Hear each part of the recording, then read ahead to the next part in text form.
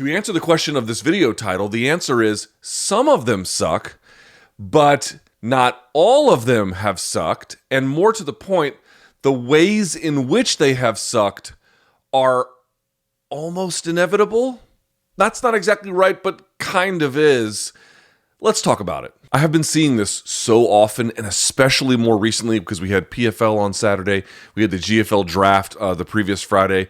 BKFC is related, although they're doing pretty well, so they're not exactly part of this conversation, although one doesn't really know what the future of that business is either. But they at least can do really great numbers at the gate, and obviously they've got a different product. I'm putting them aside for just a moment. I'm just really talking about promotions that are MMA specific, right? Even if the BKFC used MMA fighters, we're talking about MMA promotions, so PFL, GFL, that kind of thing. And then all the ones that came before it, IFL, EliteXC, you name it, Strikeforce and Pride and everything else.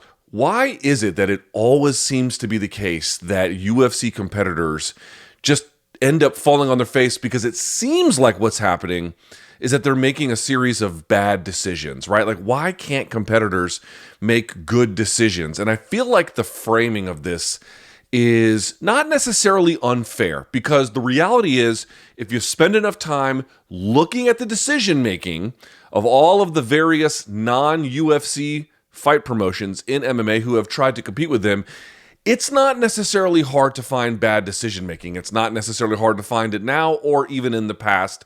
And there are some pretty egregious examples of this. Even when they went under, Pride was still very valuable as an organization. UFC overpaid for them and didn't do their due diligence on purpose, which is something we know from the class action lawsuit.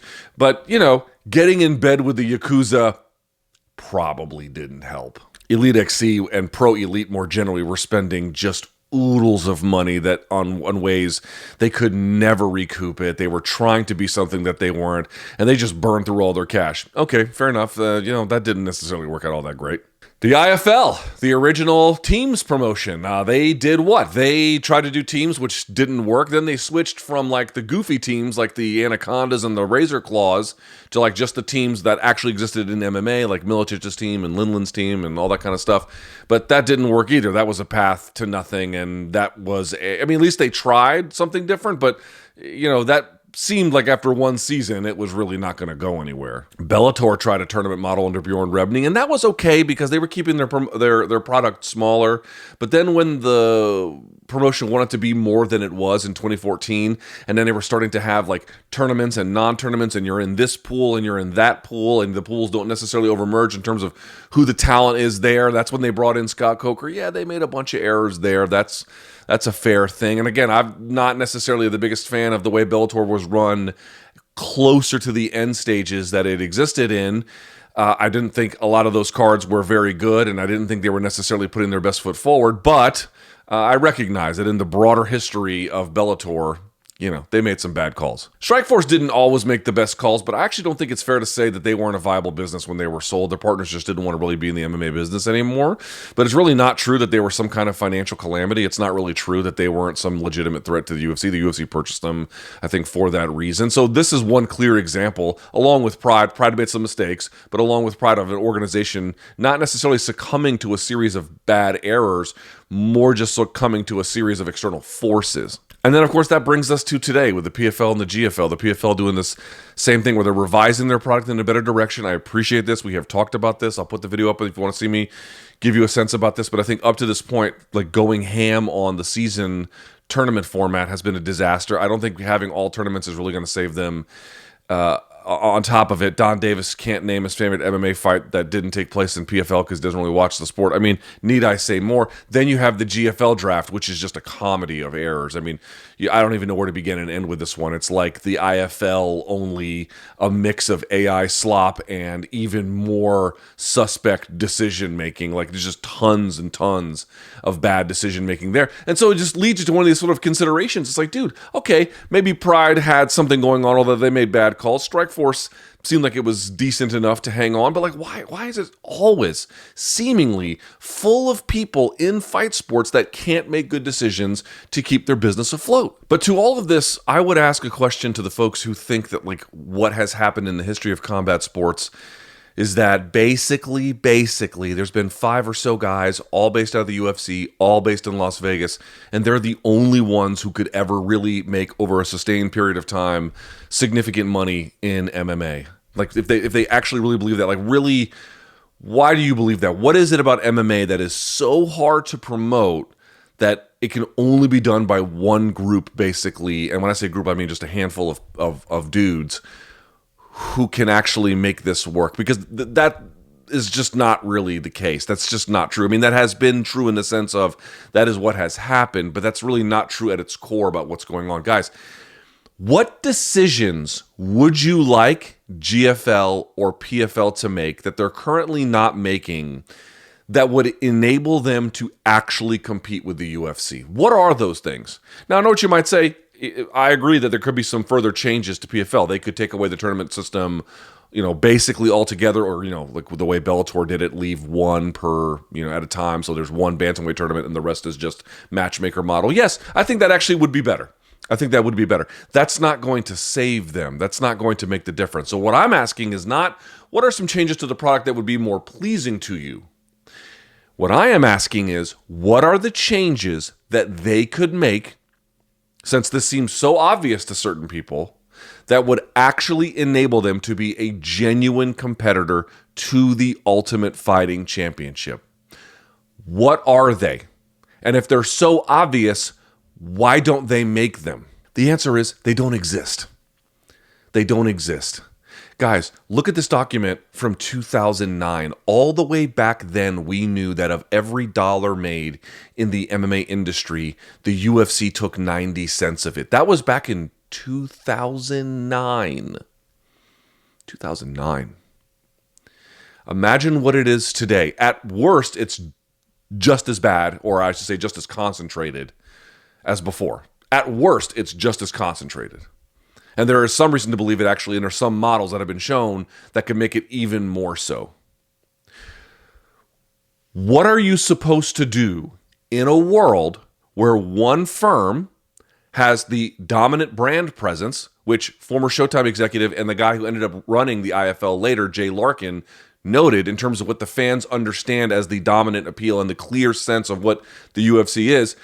How are you supposed to challenge that when one firm has this sense among the fans about who is the most important? When we looked at ranked fighters, and not just ranked fighters, the kinds of ranked fighters at the very, very top who can draw significant gates and pay-per-view dollars, when all of them are essentially, for the most part, under lock and key, and they have contracts that don't enable them to go other places, which means there's not free transfer, there's not open ability for fighters to move from one organization to the next after, short deals, 2-fight deals, 3-fight deals, and things like that. When someone does get out, like a Nate Diaz or a Francis Ngannou, it is the exception that proves the rule, which, by the way, both of them got out from the same kind of provision, which has since been undermined in subsequent contracts. I'm going to ask again, what are you supposed to do in that world to actually compete?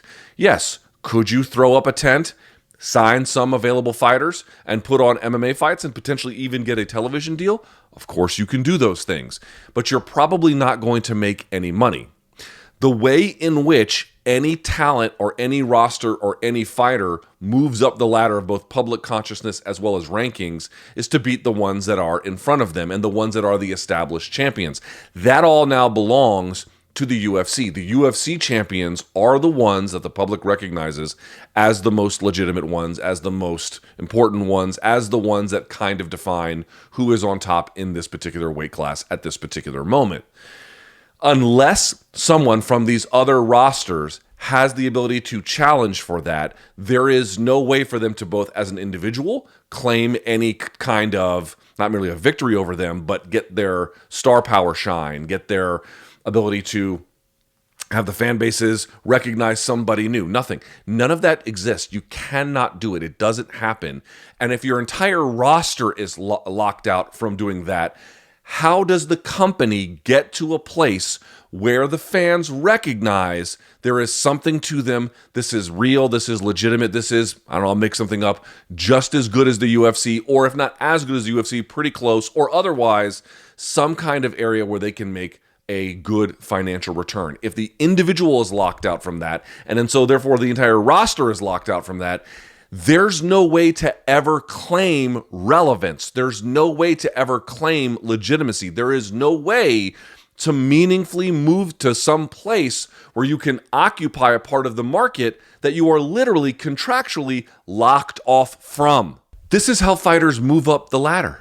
They beat the next ranked guy in front of them. They beat the champion. They become the champion, and they do it in a place, in an organization that the public has sort of ordained as the most legitimate one. That pipeline is the only pipeline to get ahead. Guys, if it was just simple enough that you could erect some kind of other organization outside of the UFC, put on fights, crown your champions, and eventually folks will recognize that those guys are as good or better than the other ones.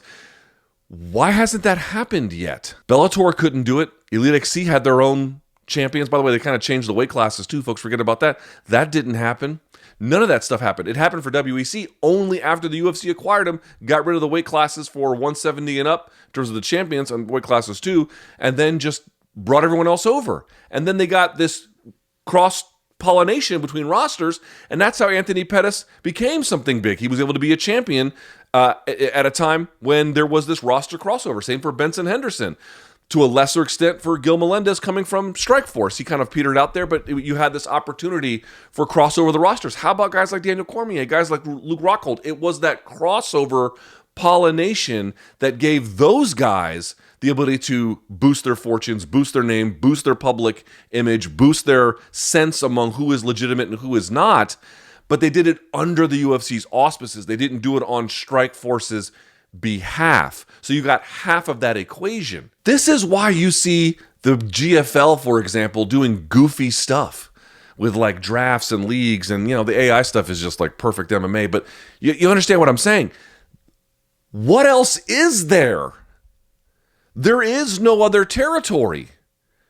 The reason why they resort to these goofy things like we're going to have a draft and teams and blah, blah, blah, is because that's the only available innovation. That's the only available repackaging of what they can offer that's available.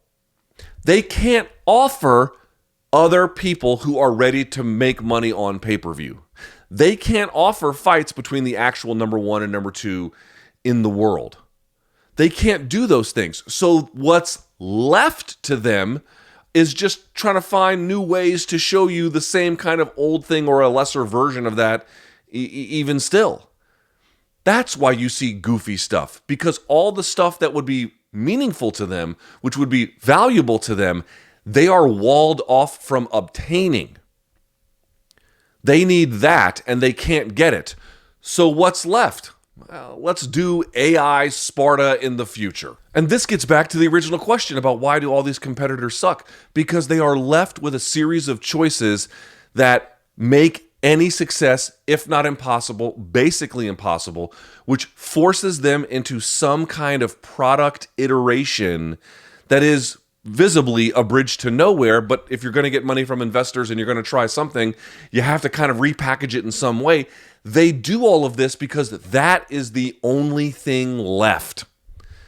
There's nothing left to do. What is available to them is product rearrangement, the way the product looks, the way it kind of is sent to you and whatever. They can kind of tinker with that. But the core pieces of cross-pollination of the roster, of the guys being in those contracts and not being able to get out of them, they can't touch that. And so if they can't touch that, the rest of this is, I'm not going to say meaningless, but it doesn't mean much. And yes, they compound it with bad decisions, I get. The goofiness in going for a draft, the goofiness in going for a team format, the goofiness in going for a tournament season, whether it's Bjorn Rebney or whether it's Don Davis or anything else, it seems so illogical, and it is. But what is the alternative? Yes, you can get rid of those things. Okay, well, now we're not going to have team formats. Now we're not going to do. We're going to do just the same thing as the UFC, but we're going to make it, we're going to put PFL on it as opposed to the UFC logo, and then we're just going to have PFL titles as opposed to UFC titles. I actually think this would be better, but that ain't going to solve the problem either. The core problem is, how do any of those guys enter the realm of public consciousness to get ranked high, to beat the very best in the world, to get to a place where they can fight other people who are the very best in the world, who make a lot of money, who can sell on pay-per-view. And when you beat them, there's this transfer of star power. How do you get that if those fights never happen? You can't. You can't. That's the answer.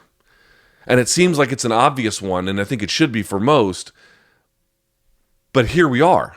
One has gotten the closest, as we've talked about, by changing some of their rules, but they're limited by athletic commissions. Right now, it's like Colorado that they've been able to go back to, and really not much else here in the United States in order to show their product. And I think that that's extremely unfortunate for MMA, but that is yet another institutional hurdle. What about the rules? The rules are also, for the most part, pretty homogenized. It is true that during the whole history of Golden Boy Promotions, they have promoted a series of very good fights. Many with Canelo for a time, and there was a time when Al Heyman was using Golden Boy as his preferred promoter, and they put on some big fights. But if you're actually just looking at what Oscar De La Hoya did separately from all of that, especially more recently, where there's been a talent exodus, Al Heyman doesn't use him anymore. Yeah, of course, virtually all the boxing promoters have gotten next to Turki Al-Sheikh, which makes sense because that's where all the money is, I suppose. But the point I'm trying to make is, what is Golden Boy doing right now that is so revelatory in the marketplace? What do they do? What does Oscar De La Hoya do, who shows up to half of his videos without pants on and some kind of weird underwear? What does he do that is so different and so novel about the way they promote boxing? The answer is nothing. He just has some guys on the roster that are still big stars, and they can fight other big stars, whether they're part of Golden Boy or not. That's how they maintain relevancy. You'll notice that no one in boxing, for the most part, is like, you know what we're going to do? We're going to make the rounds 1 minute. We're going to make the ring this big. There was the team combat thing. Where are they? Did that successfully upend the boxing model? Did that change the sport? Did nothing. You can't repackage it. You can just get a slice of that portion. And if you don't have an access to or a slice of the portion where the relevant combat sports is happening, you have to change your business model and then do a different segment of it. You can do regional MMA. You can do, even international regional MMA or something similar on the club level for boxing. But just look at it. De La Hoya is not a promotional genius by any stretch of the imagination. But what he does have is access to, at least at this point, still a handful of top guys or perceived top guys and top earners in the sport, who he can then match up against other people from other rosters, not necessarily just Golden Boy people, far from it, to make relevant boxing. The rematch between Devin Haney and Ryan Garcia, whether it's at 140 or 147, that's relevant boxing. That's what I mean. That's what you have to put on. Relevant MMA. But if you are walled off from the lone relevant MMA entity, where are you supposed to go? What are you supposed to do? Stop looking at the goofiness of some of their decisions as some kind of rank incompetence. I'm not asking you to consider them geniuses. Far from it. What I am saying to you is, recognize the goofiness for what it is. It's a product of decision making that happens when the available mechanisms to actually do something are not available to you. So then you're just left with frivolity. You're left with repackaging. You're left with a new way of looking at it. But you're not actually left with something meaningful. You're not actually left with, at the highest high end where it really matters, relevant MMA. Now, Paul Hughes and Usman Nurmagomedov, very, very relevant MMA. But how are they going to leverage that into beating someone in the UFC that has pay-per-view ability, drawing ability? How are they going to leverage that into actually making a dent into the wider UFC fan base? It won't happen. It can't happen. And mark my words, unless one of them leaves PFL and goes to UFC, it won't. I am begging people to connect the dots here. You must be able to connect the dots between how crushing UFC monopoly is and why the rest of the industry seems incapable of doing anything correct. Because in a sense, you're right. They are incapable of doing something correct because all of the correct decisions aren't even available to them anymore.